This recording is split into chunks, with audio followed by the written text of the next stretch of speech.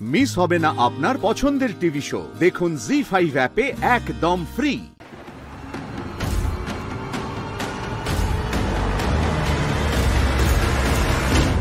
এই তো পুপুলের birth certificate.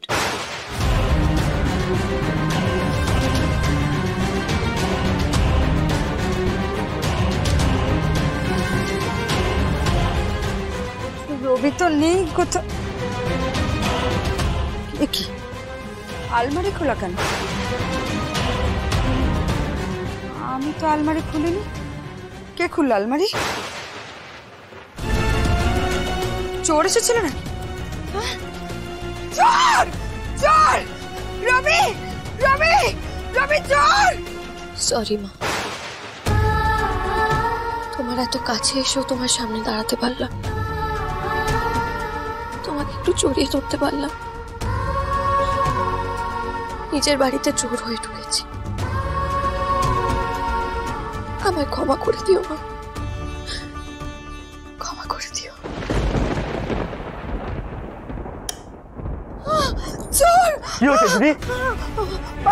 বাড়িতে চোর ঢুকেছিল। কি হয়েছে মা? চোর! রবি! রবি, আমি ঘুমাচ্ছিলাম, একটা শব্দে আমার ঘুমটা ভেঙে গেল। ভাবলাম তুই, আমি বাইরে গেলাম, এসে দেখছি আলমারি খোলাই, দেখছি আমি ঝুলছে। ভালো করে দেখ না, কি নিয়েছে একটু ভালো করে দেখ। কিছুই তো নেয়নি গো, ফাইল গুলো না একটু ওলটপালট করে চলে গেছে।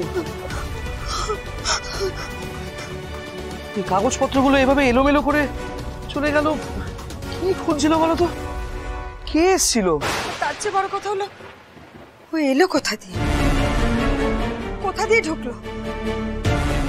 আমি তো বাইরে দাঁড়িয়েছিলাম, ও গেল কোথা দিয়ে? আর যাওয়ার তো কোনো রাস্তা নেই। কে এসেছিল?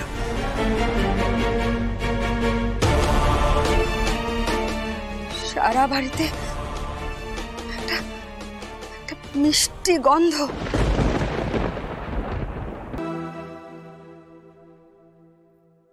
পুপুল, দাদা তুমি ছবি দেখবে? এই বইটাতে না অনেক সুন্দর সুন্দর পিকচার আছে। এখানে বার্ডসদেরও পিকচার আছে জানো? এই দেখো। শোনো না পুপুল, বলছিলাম তোমার সাথে না আমার কিছু কথা আছে। কি কথা? গল্প বলবে নাকি? না মানে সেরকম গল্প কিছু নয়। তাহলে আমি আর কারো কথাই শুনবো না।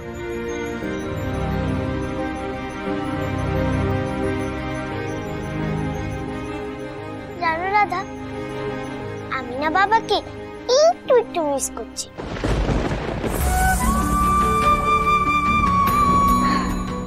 আচ্ছা দাদা, বাবাকে একটা ফোন করবে গো, বাবার সাথে কথা বলবো। এখন পুপুল, এখন তো অনেক রাত হয়ে গেছে, আর ঠান্ডার সময় রাস্তায় ভীষণ কুয়াশা, বাবা গাড়ি চালাচ্ছে তো, এখন বাবাকে ফোন না করাটাই ভালো হবে। তুমি বরং কাল সকালে ফোন করো। আচ্ছা ঠিক আছে, কাল সকালে আমি বাবার সাথে কথা বলবো।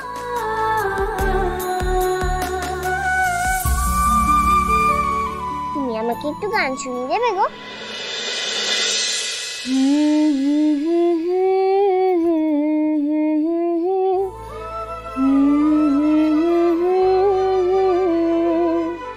ঘুম দিয়ে যা, ঘুম পাড়ানে মাসে পেশে একটু শুনে যা,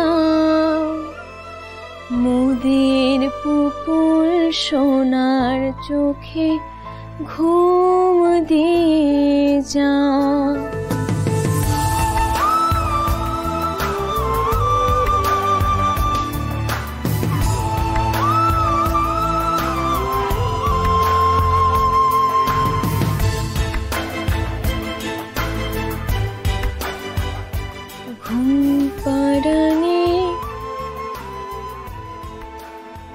পুপুল, তখন তুমি কি একটা আমায় কথা বলছিলে না, যে তোমার ঠাম্মি মানে বড়মা বলছিল তোমায় যে তোমার জন্ম রাত্রিবেলা।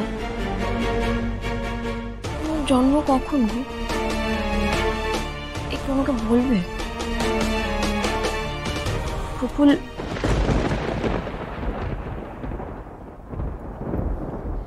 যা ঘুমিয়ে পড়েছে,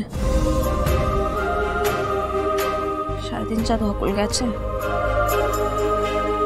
ক্লান্ত হয়ে পড়েছে।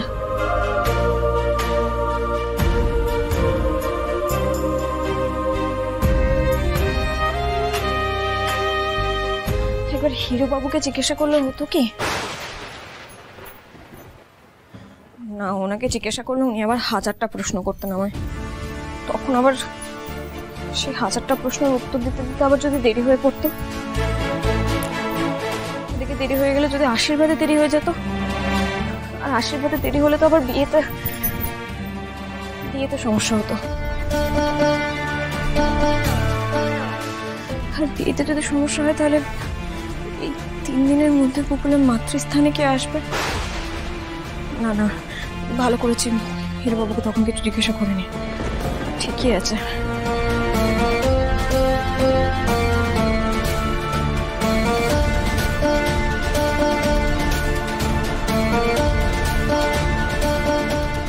তো আমাকে যে সত্যিটা জানতে হবে, আমি সত্যিটা কি করে জানবো এবার? আমি কি করে নিশ্চিত হব যে পুকুলের আসল জন্ম সময়টা কোনটা? রাধা, এই রাধা,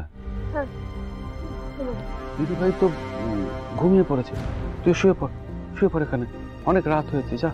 ঘুম পাচ্ছে না বাবা, কেমন একটা অস্থির অস্থির লাগছে।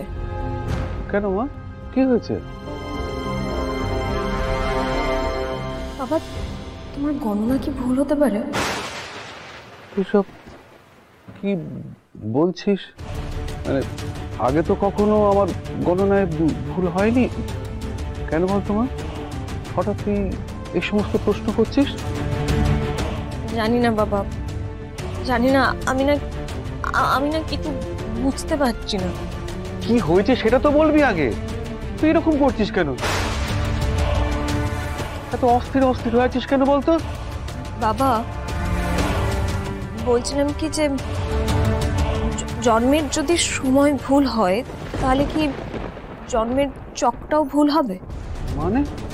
মানে ধরো যদি পুপুল আর কি দিনে না জন্মে যদি রাতে জন্মাতো, তাহলে কি পুপুলের ওই ভাগ্যের গণনার যে ফল সেটা কি আলাদা হতো? তা তো হবেই, 1 মিনিটেই গ্রহ নক্ষত্র স্থান সব আলাদা হয়ে যায়।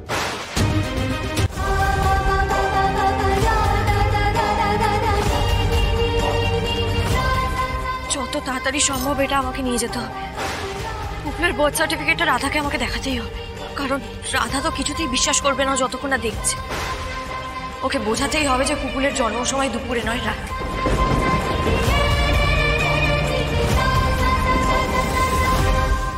জি5 ডাউনলোড করুন আর সব এপিসোড দেখুন একদম ফ্রি।